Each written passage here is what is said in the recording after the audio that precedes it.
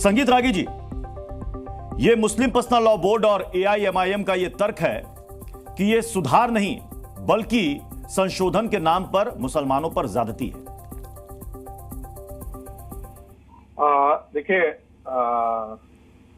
AIM के तरफ से या मुस्लिम पर्सनल लॉ बोर्ड के तरफ से इससे बेहतर कुछ उम्मीद नहीं की जा सकती थी और करना भी नहीं चाहिए, क्योंकि वो हमेशा यदि मुस्लिम से सिर्फ जुड़ा हुआ कोई भी संशोधन होगा, किसी प्रकार के सुधार की बात की जाएगी तो वो वही बात बोलेंगे जो अभी वो बोल रहे हैं। पहली बात। दूसरी बात, क्या वक्फ के कानून में संशोधन नहीं हुआ है? जो नेहरू के समय जो कानून था, क्या उसमें नरसिंह राव जी की सरकार ने बदलाव नहीं किया?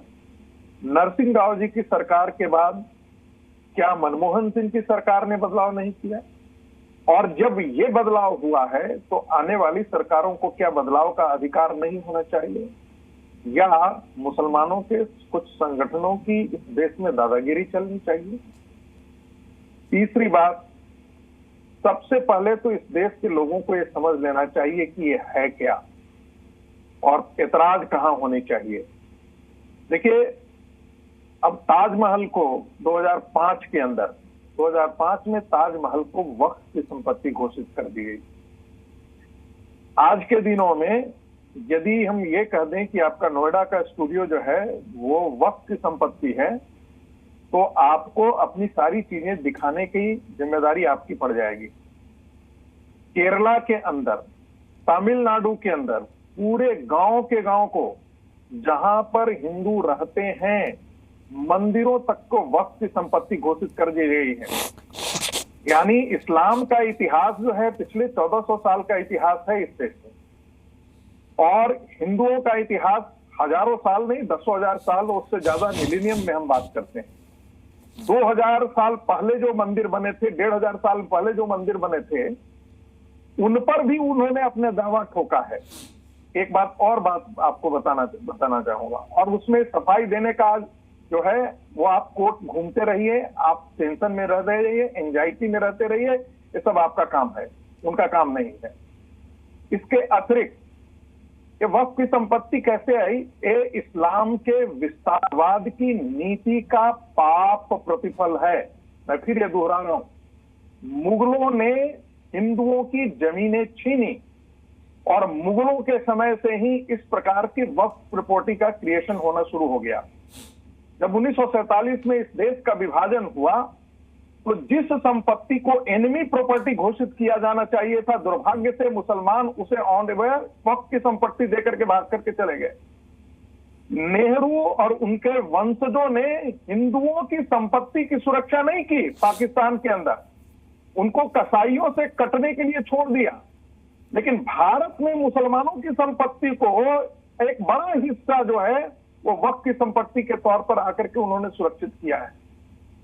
मजेदार बात है जी, कि आज के दिन में वक्फ यदि आपसे कह दे, उसे एक अदालत से भी ज्यादा बड़ा अधिकार प्राप्त हो चुका है आज के दिन में।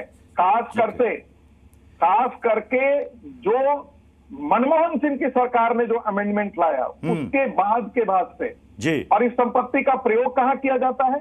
बॉर्डर एरियाज में, जंगलों में, सुदूर क्षेत्रों में, पूरे के गांव को मुस्लिम बनाने में इसका प्रोजेक्टाइजेशन में प्रयोग किया जाता है। ठीक है संगीत रागी जी, मैं आपके पास दोबारा आऊंगा। मैं दानिश कुरैशी का रुख कर रहा हूं, कई जगहों पर जी। दानिश कुरैशी जी, मुझे एक बात बताइए, आप ये कह रहे हैं कि साहब ये मुसलमानों की धार्मिक आजादी को आप छीन रहे हैं, आप ये कह रहे हैं कि आप ज्यादती कर रहे हैं। अगर वक्फ बोर्ड किसी संपत्ति पर दावा करता है और अपना बताता है, तो अगर उसमें संशोधन यह हो रहा है कि आप उसका सत्यापन करवाइए, यह सही है या गलत आपका दावा, तो इसमें छीनने और ना छीनने वाली बात कहां से आ गई? अगर आपके पास दावा है कि हमारी संपत्ति है, तो प्रूफ तो आपको भी करना पड़ेगा, जो अब तक नहीं होता है। अब तक तो जिसकी जमीन है उसको प्रूफ करना पड़ेगा, और इस मामले को कोई लेकर कोर्ट भी नहीं जा सकता। उसको जाना होगा कहां? ट्रिब्यूनल में, वक्फ बोर्ड के। कोर्ट में भी चैलेंज नहीं कर सकता। दानिश कुरैशी। देखिए, सबसे पहले तो मैं आपको एक बात कहूं कि जो अभी अब से पहले पैनलिस्ट जो बोल रहे थे वो तो बिला वजह की बातें कर ही रहे थे, जिसका कोई तर्क नहीं है, जिसकी कोई बात नहीं है, जिसको कोई स्कोप नहीं है। लेकिन आप भी, मुझे लग रहा है प्रत्युष के, आप भी उसी का हिस्सा मुझे नजर आ रहा है। तो आप मुझे समझा दीजिए ट्रिब्यूनल क्या होता है, क्या होता है? नहीं, तो मैं समझा ही रहा हूँ, मैं समझा ही रहा हूँ ट्रिब्यूनल क्या होता है। सुनिए, ट्रिब्यूनल जो है, ट्रिब्यूनल जो है वो मक्का मदीना में चलता है, ये कहाँ चलता है बताइए आप? वो मस्जिदों में चलता है। ट्रिब्यूनल जो है वो एक यूनिट है, सरकार की तरफ से बनाया गया हुआ, और उसके अंदर में बाकायदा मैजिस्ट्रेट बैठाया जाता है। हर एक स्टेट का ट्रिब्यूनल है, वहां पे जो जजेस अपॉइंट किए जाते हैं वो जुडिशियल सिस्टम से अपॉइंट होते हैं। क्या बकवास किए जा रहे हैं आप प्रत्युष? सुनिए, दानिश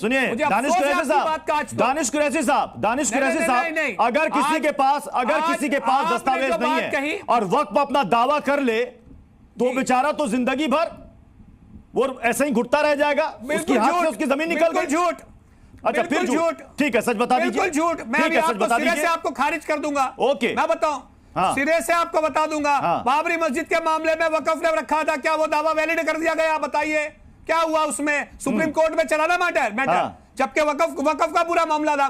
ये बेवकूफ बनाने की राजनीति जो भारतीय जनता पार्टी और उसकी भगिनी संस्थाएं कर रही हैं, ये देश को गुमराह कर रही है। और सुनिए, दूसरी एक खास बात मैं बताऊं, आज की डेट में भारतीय जनता पार्टी जब अगर कश्मीर का मामला आता है तो सुबह 8 बजे जाके एक नया ऑर्डर लाके इंप्लीमेंट कर देते हैं, और 24 घंटे पहले इस पे बहस करवा के ये जो नैरेटिव बनाने की कोशिश भारतीय जनता पार्टी कर रही है, मुझे लगता है ये ज्यादा दिन सस्टेन करने वाली नहीं है। पिछली बार के जो चुनाव में मार पड़ी है, मुझे लगता है बाय इलेक्शन में इससे ज्यादा बुरे हाल होने वाले हैं। अच्छा, सियासी नफा नुकसान के लिए सब कुछ किया जा रहा है। श्रीराज नायर जी, बिल्कुल, भारतीय जनता पार्टी के पास और कोई काम ही नहीं है। क्योंकि अगर मोदी जी ये कहते हैं कि श्रीराज नायर जी, दे दिया जाएगा, श्रीराज नायर जी क्या निकल के आता है? ठीक है, श्रीराज नायर जी, एक छोटा सा प्रत्युष, एक छोटी सी हाँ, राम, यदि कहा जाता है मुसलमानों से, बांग्लादेशी घुसपैठियों से कि आप अपने कागज दिखाइए, ये शाहीन बाग खड़ा करते करते हम कागज नहीं दिखाएंगे, कहां से दिखाएंगे? और जो जंगलों में हजारों साल से आदिवासी रह रहे हैं, बॉर्डर एरिया में रह रहे हैं, उनको यदि वक्त कह देता है कि हमारी संपत्ति थी, तो वो नहीं कर सकते, हमारे पास कागज नहीं, उनको खोजना पड़ेगा। अरे ब्यूरोक्रेट्स को कितने लाख हेक्टर जमीन दी ये बताइए ना।